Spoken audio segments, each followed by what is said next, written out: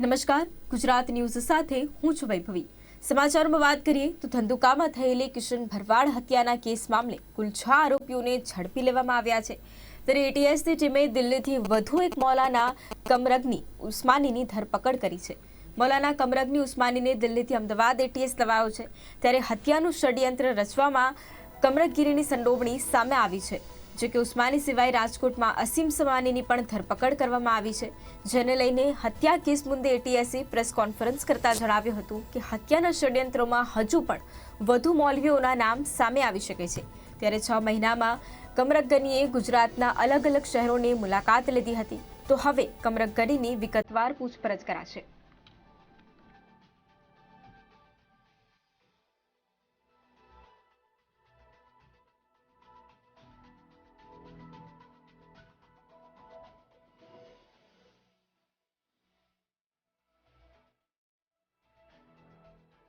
Safir કમરગની ઉસ્માનીને follow કરતો હતો। ત્યારબાદ એ કમરગની ઉસ્માનીને મળ્યો હતો। કમરગની ઉસ્માનીએ એને કીધું હતું કે આ બાબતે તું અમારા એક મૌલાના છે જે અમદાવાદ જમાલપુરમાં રહે છે, જેનું નામ અયુબ છે જ્વારાવાલા, અયુબ જ્વારાવાલા જેનું નામ છે, એનો કોન્ટેક્ટ કર। મૌલાના અયુબ જ્વારાવાલા અને કમરગની ઉસ્માની પણ એકબીજા સાથે સંપર્કમાં હતા। કમરગની ઉસ્માનીને આજે જ લાવવામાં આવ્યા છે। એની હાલ પૂછપરછ ચાલુ છે અને હાલ આ બાબતમાં હજુ વધારે તપાસ કર્યાથી વિગતવારની વિગતો બહાર આવી શકશે। એટીએસે વધુ 2 આરોપી છે તેની ધરપકડ કરી છે। ધંધુકાના ચકચારી હત્યા મામલે રાજકોટના અજીમ શર્મા અને દિલ્હીથી જે મૌલાના છે તેની ધરપકડ કરી છે। મૌલાના હતા કે જે જેહાદી સંગઠન છે તે ચલાવતા હતા। સોશિયલ મીડિયાથી તેઓ આખું આ સંગઠન છે તે ચલાવતા હતા। કમર ગની જે દિલ્હીના મૌલાના છે તેઓની ધરપકડ કરી છે અને એટીએસે વધુ જે તપાસ છે તે હાથ ધરી। કેમેરામેન મેહુલ સોલંકી સાથે રિપોર્ટર દીપક મકવાણા, અમદાવાદ।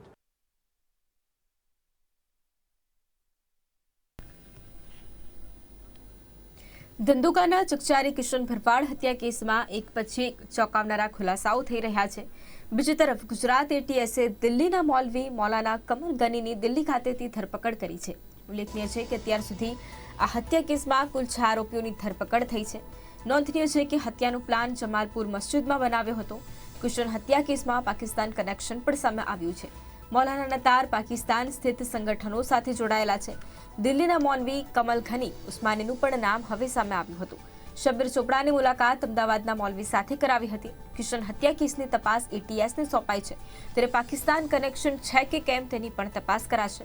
સોશિયલ મીડિયા અને મોબાઈલ ડેટાની પણ તપાસ કરાશે।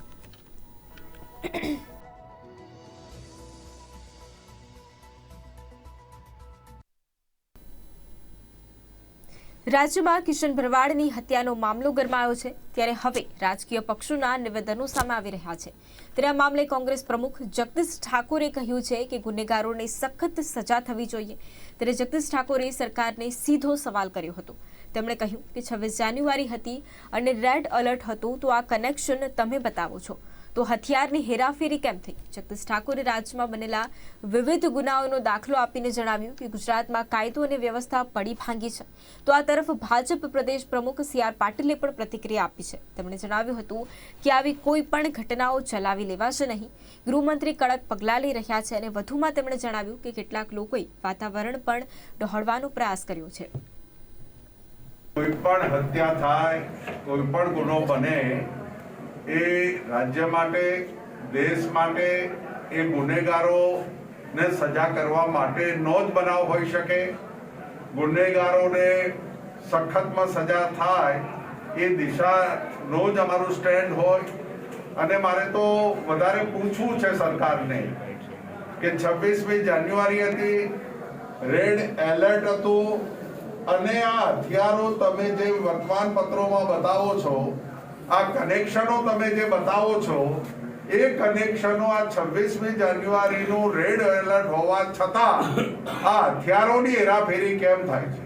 માત્ર ધંધુકાનો જ બનાવ નહીં, તમે થોડાક દિવસ પહેલા પોલીસને રોડ ઉપર મારતા વિડીયો જોયા છે। તમે સુરતમાં, રાજકોટમાં ખુલ્લી તલવારો લઈ અને કાયદાની એસી તેસી કરવાવાળા ખુલ્લેઆમ દાદાગીરી કરતા તમે જોયા છે.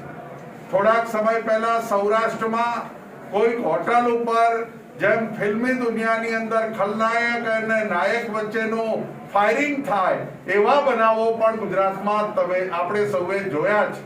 ગુજરાતમાં કાયદો અને વ્યવસ્થા પડી ભાગી છે.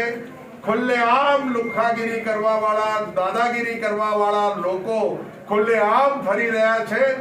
આવી કોઈ પણ પ્રવૃત્તિને આપણે ગુજરાતમાં ચલાવી લઈશું નહીં. એના માટે કડક પગલાં લેવાના હશે તો સરકાર ચોક્કસ પગલાં લેશે. એના માટે અમારા આદરણીય મુખ્યમંત્રી શ્રી ભૂપેન્દ્રભાઈ પટેલ સાહેબ અને ગૃહમંત્રી શ્રી હર્ષભાઈ સંઘવી એમને પણ અમે કહ્યું છે કે આમાં કડક પગલાં લેવા માટે તમારે સૂચના આપવી જોઈએ અને કડક પગલાં લેવાઈ રહ્યા છે. ગુનેગારો ઝેર થઈ રહ્યા છે. આવી કોઈ પણ એક્ટિવિટીને ગુજરાતમાં ન પનપે એના પૂરતા પ્રયત્ન ભારતીય જનતા પાર્ટીની સરકાર કરશે. અમે એને એ પ્રકારે એમની પાસે વિનંતી પણ કરીશું. જે પ્રયત્ન કેટલાક લોકો ચોક્કસપણે કરવાનો પ્રયત્ન કરતા જ હશે, પરંતુ એમનો ઈરાદો ભર નહીં આવશે. ગુજરાતની જે શાંતિ ડોળવાના કોઈ પણ પ્રયત્નને સરકાર સાખી નહીં લે એ ચોક્કસ છે. કિશન ભરવાડની હત્યાને મામલે ન માત્ર ધંધુકા પરંતુ સમગ્ર ગુજરાતભરમાંથી ઘેરા પ્રત્યાઘાતો પડ્યા છે. ત્યારે આટકોટમાં ગઈકાલ બપોર સુધી સજ્જડ બંધ પાડવાનો વેપારીઓ દ્વારા નિર્ણય કરવામાં આવ્યો હતો. કિશન ભરવાડના હત્યારાઓને કડકમાં કડક સજા આપવામાં વેપારીઓ દ્વારા માંગ કરવામાં આવી છે. કિશન ભરવાડના આરોપીઓને કડકમાં કડક સજા થાય તે મામલે વેપારીઓએ બંધ પાડ્યો અને પોતાનો વિરોધ પણ વ્યક્ત કર્યો હતો.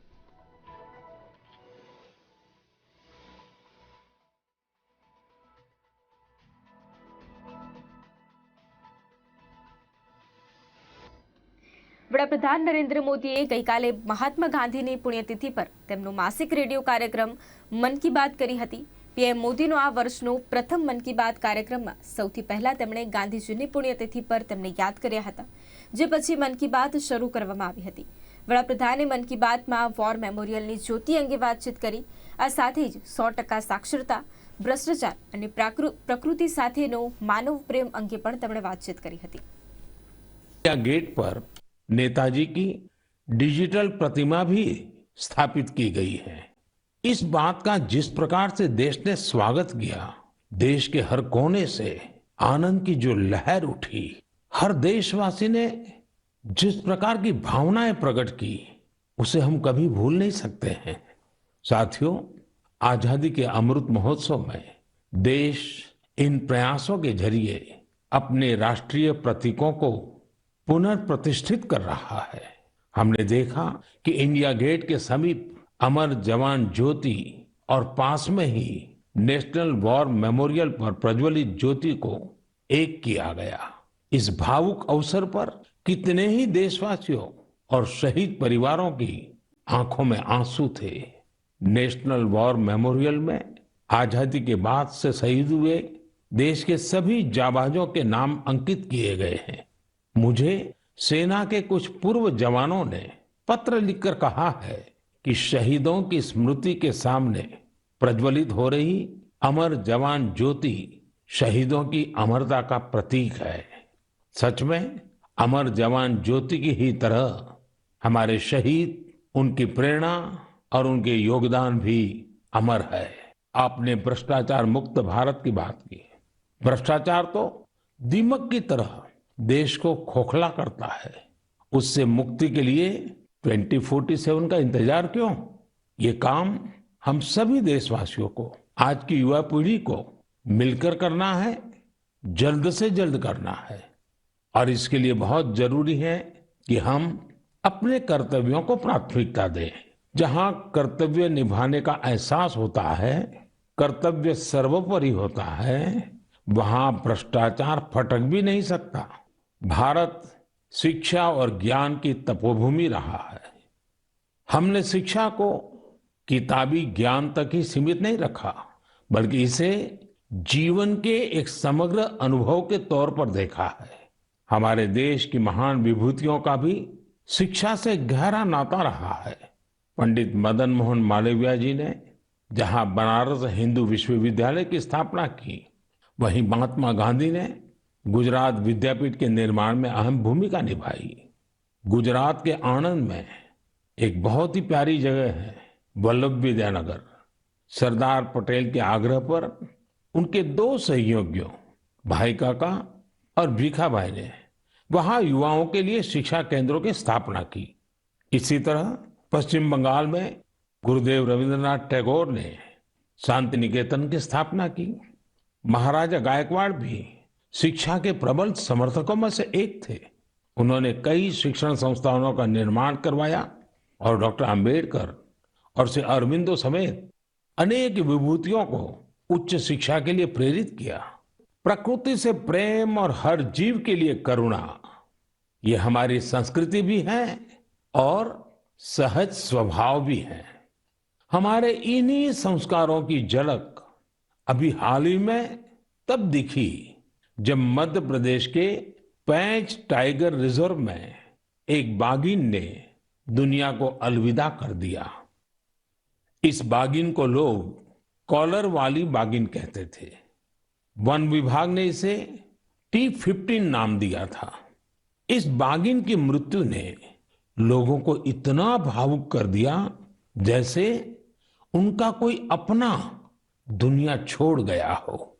लोगों ने बाकायदा उसका अंतिम संस्कार किया, उसे पूरे सम्मान और स्नेह के साथ विदाई दी। आपने भी ये तस्वीरें सोशल मीडिया में जरूर देखी होगी।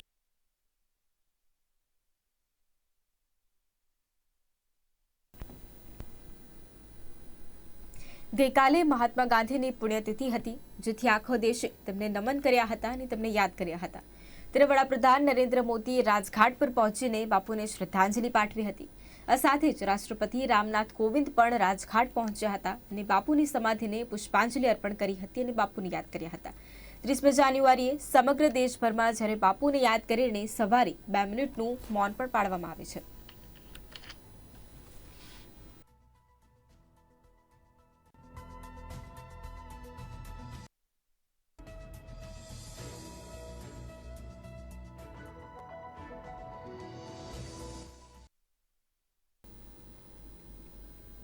રાષ્ટ્રપિતા મહાત્મા ગાંધીની પુણ્યતિથિ નિમિત્તે કોંગ્રેસ દ્વારા પ્રાર્થના સભાનું આયોજન કરાયું હતું, જેમાં પ્રભારી રઘુ શર્મા, પ્રમુખ જગદીશ ઠાકોર સહિત સિનિયર નેતાઓ પણ ખાસ ઉપસ્થિત રહ્યા હતા।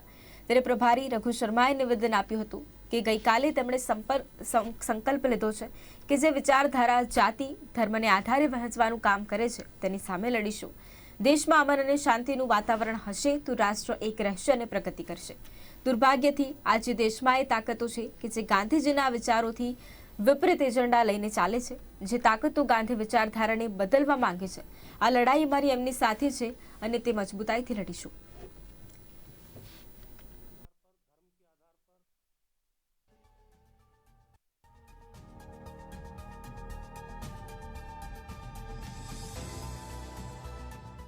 जो देश को जाति के आधार पर, धर्म के आधार पर, भाषा के आधार पर बांटने की राजनीति कर रहे हैं, ये देश एक फूलों के गुलदस्ते के समान है और इस देश की एकता और अखंडता जब ही हम अक्षुण्ण रख सकते हैं, जब ही हम बरकरार रख सकते हैं, जब हम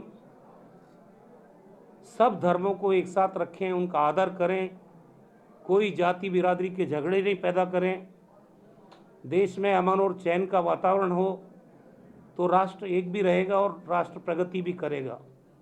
दुर्भाग्य से आज भी देश में ऐसी ताकतें हैं जो गांधी जी के विचारों से विपरीत एजेंडा लेके चल रहे हैं।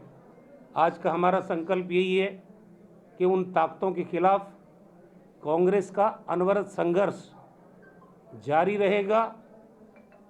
चुनाव की बात मैं नहीं करता हूँ, चुनाव अपनी जगह है, लेकिन ये लड़ाई लंबी है।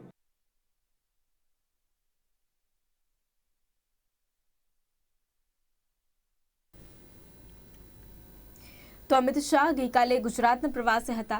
રિવરફ્રન્ટ હાઉસ ખાતે તેઓએ કાર્યક્રમમાં હાજરી આપી હતી। ગૃહપ્રધાને મ્યુરલનું અનાવરણ પણ કર્યું હતું અને મુખ્યપ્રધાન ભૂપેન્દ્ર પટેલ, પ્રદેશ પ્રમુખ CR પાટીલ પણ ખાસ ઉપસ્થિત રહ્યા હતા।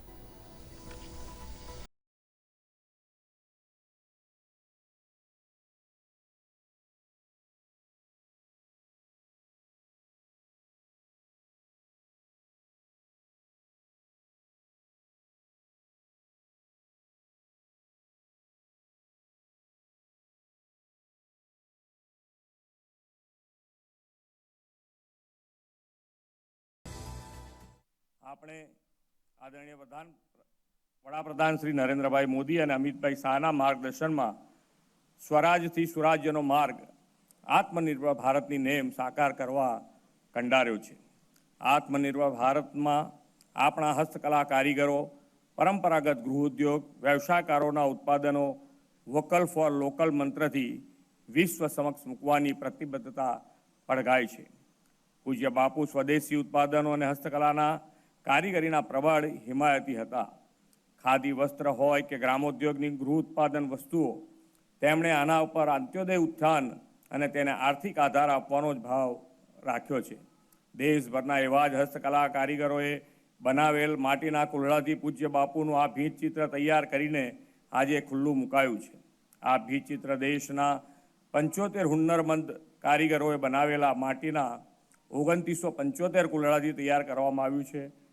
આઝાદ દેશના 75 વર્ષે 100 સ્ક્વેર મીટરનું આ ભીંત ચિત્ર પૂજ્ય બાપુને પરફેક્ટ ટ્રિબ્યુટ છે એમ હું સમજું છું. સાબરમતીના સંત તરીકે જાણીતા ગાંધીજીના ભીંત ચિત્ર માટે સાબરમતી રિવરફ્રન્ટની વિશેષ કોઈ આ જગ્યા હોઈ ન શકે.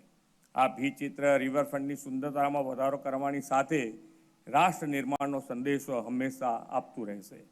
સાબરમતી નદીના આ તટેથી પ્રધાનમંત્રી શ્રી નરેન્દ્રભાઈ મોદીએ આઝાદીના અમૃત મહોત્સવનો પ્રારંભ કરાવ્યો છે. દેશના પ્રથમ હેરિટેજ શહેર અમદાવાદની સાબરમતીના નદીના કિનારેથી મહાત્મા ગાંધીજીએ દેશને ખાદીની પ્રેરણા આપી હતી. દેશની આઝાદીના જ્યારે 75 વર્ષ પૂરા થવા આવ્યા છે ત્યારે શ્રેષ્ઠ ભારત, નયા ભારતના નિર્માણ માટે જીવવાની પ્રેરણા આદરણીય મોદીજીએ દેશને આપી છે. દેશની આઝાદીના લડતના અગ્રીમ લડવાઈએ એવા ગાંધીજીએ પ્રિય ખાદીનો ઉપયોગ વધે તે માટે વડાપ્રધાનશ્રીની રાહબરીમાં આગવા પ્રયાસો આ વર્ષે પણ થયા છે. માન્ય વડાપ્રધાન શ્રી નરેન્દ્રભાઈ મોદીએ ખાદીને પ્રોત્સાહન આપવા માટે દરેક મંચ પરથી અપીલ કરી છે. ગ્રામીણ અંત્યોદયના જીવનમાં ઉજાસ પાથરવાની ખાદી ખરીદી મહત્વની બને તે માટે તેમણે ઓછામાં ઓછું એક ખાદી વસ્ત્ર કે ખાદીની બનાવટ ખરીદવા દેશવાસીઓને આગ્રહ કર્યો છે. એટલે મિત્રો, આઝાદીનું અમૃત વર્ષ, અમૃત મહોત્સવનું વર્ષ, એ સંકલ્પ લેવાનું વર્ષ અને 75 વર્ષથી 100 વર્ષ સુધીની આપણી યાત્રા એ સંકલ્પ યાત્રા છે. અને મિત્રો, આ સંકલ્પ યાત્રાની અંદર આપણે આપણા લક્ષ્યો નક્કી પણ કરવાના છે અને ભારતને પ્રજાએ નાતે એ લક્ષ્યોની સિદ્ધિ માટે તૈયાર પણ કરવાનું છે. મહાત્મા ગાંધીના સ્મૃતિ દિવસે આજ હું અહીંયા સાબરમતી રિવરફ્રન્ટ પર સાબરમતીની અંદર કલકલ વહેતા માં નર્મદાના જળને જોઉં છું ત્યારે એ જમાનામાં બાપુએ કઈ પ્રકારના હિંમતથી દુનિયાના સૌથી મોટા સામ્રાજ્યની સામે લડાઈ આદરી છે એનો વિચાર આજે પણ હું નથી કરતો. એક નાનકડો વ્યક્તિ, નિશસ્ત્ર વ્યક્તિ, શરીર પર પૂરા કપડાં પહેર્યા વગર જ્યારે અંગ્રેજોના સામ્રાજ્યને ઉખાડી નાખવાનો સંકલ્પ, એ સંકલ્પનું બળ ક્યાંથી આવ્યું છે એ આપણા બધા માટે પ્રેરણા સ્ત્રોત છે.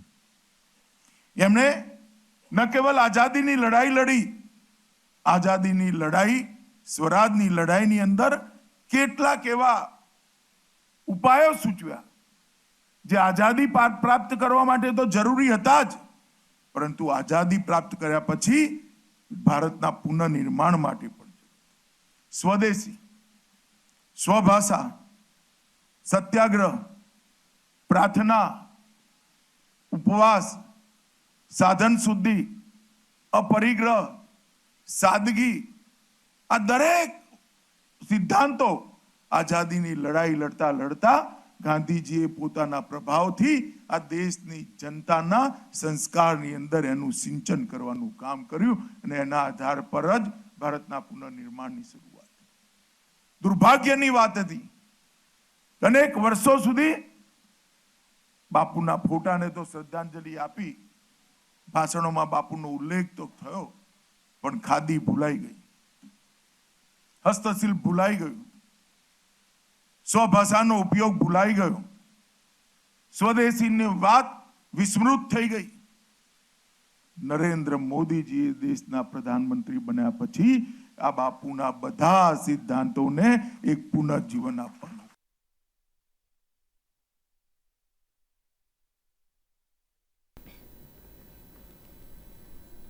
પિરાણા પાસે આવેલા સમાધિ સંકુલની દિવાલ ચડવા મુદ્દે બબાલ થઈ હતી. ગામના સ્થાનિકોએ સમાધિ સંકુલની દિવાલ ગેરકાયદેસર ચડતા હોવાનો આરોપ પણ લગાવ્યો હતો, જેને કારણે વાતાવરણ તંગ બન્યું હતું. બનાવની જાણ થતાં જ તાત્કાલિક પોલીસ કાફલો ઘટના સ્થળે પહોંચી ગયો હતો. પોલીસની સ્થિતિ થાળે પાડવા માટે જતા એક તબક્કે સ્થાનિકો અને પોલીસ વચ્ચે પણ ઘર્ષણ સર્જાયું હતું. પિરાણા પાસે સમાધિ સંકુલની દિવાલ ચડવાને લઈને આ બબાલ થઈ હતી, પરંતુ સ્થાનિકો ગેરકાયદેસર દિવાલ ચણાતી હોવાનો આરોપ લગાવી રહ્યા છે. ત્યારે આ અંગે મંદિરના ટ્રસ્ટીઓને પૂછાતા તેમણે જણાવ્યું હતું કે કલેક્ટરની મંજૂરી બાદ જ રિનોવેશનની કામગીરી થઈ રહી છે. આવેલ 600 વર્ષ જૂની દરગાહ પાસે તારની એક વાડ કરેલી હતી, જે કલેક્ટર દ્વારા તે વાડ હટાવીને દિવાલ ચણવાની મંજૂરી આપવામાં આવી હતી. પરંતુ પિરાણા ગામના લોકોએ કલેક્ટર વિરુદ્ધ આક્ષેપ કર્યો છે કે જો દિવાલ ચણવામાં આવશે તો તેમનો આવવા જવાનો રસ્તો બંધ થઈ જશે અને રિનોવેશનની કામગીરીમાં તેમની દરગાહ અંદર આવેલી કબરોને નુકસાન થયું છે. આ રિનોવેશનની કામગીરી ગેરકાયદેસર થઈ રહી હોવાનો પણ તેમના દ્વારા આક્ષેપ કરવામાં આવ્યો છે. આ જ વાતને લઈને ગામના સ્થાનિક લોકો કલેક્ટરને મળવા માટે નીકળ્યા હતા અને કલેક્ટર વિરુદ્ધ ઉગ્ર નારેબાજી કરી હતી. પરંતુ ગામની બહાર જ તમામ લોકોને પોલીસ દ્વારા સમજાવવામાં આવ્યા હતા, જેથી સ્થાનિકો અને પોલીસ વચ્ચે ઘર્ષણ સર્જાતા સ્થાનિકોની ધરપકડ કરવામાં આવી હતી.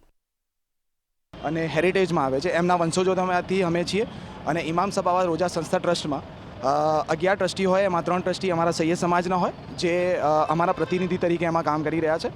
હવે અમારું વહીવટી ડિસ્પ્યુટ વર્ષોથી ચાલી રહ્યો છે વહીવટની સાથે. એ ડિસ્પ્યુટ અત્યારે પીક પર ગયો અને 2003ની અંદર એમણે અમારી મસ્જિદમાંથી અને ઇમામબાડામાંથી દરગાહમાં આવવા માટે રોકવા માટે એક ફેન્સિંગ તાર કરી હતી 10 જાન્યુઆરી 2003માં. એ ગેરકાયદેસર વાળ પછી અત્યારે એ લોકો વહીવટ જે છે ઇમામ સબાવા રોજા સંસ્થા ટ્રસ્ટના જે વહીવટદારો છે એ લોકો એ ફેન્સિંગ તારની જગ્યાએ 3 ફૂટ ચોડી અને 9 ફૂટ ઊંચી દિવાલ કરી રહ્યા છે. અત્યારે અમને પોલીસે જણાવ્યું છે કે કલેક્ટર સાહેબના ઓર્ડરથી એ લોકો કરી રહ્યા છે, એટલે પોલીસ એમાં રોકી શકતી નથી. અમે પોલીસને રજૂઆત કરી ચૂક્યા છે અને કલેક્ટર સાહેબને અમે રજૂઆત કરવા જઈ રહ્યા છીએ. મંદિરના ટ્રસ્ટીએ આ તમામ બાબતોને નકારતા જણાવ્યું હતું કે અમને આ અંગે કોઈ જાણકારી નથી કે આ લોકો શા માટે દિવાલનો વિરોધ કરી રહ્યા છે. અમે તો માત્ર કલેક્ટરના આવેદનપત્રનું પાલન કરી રહ્યા છીએ. કોઈ પણ સ્થાનિક લોકોને કે કોઈ પણ સમાજના લોકોને દુઃખ ન પહોંચે તે રીતે જ સમગ્ર કામગીરી ચાલી રહી છે.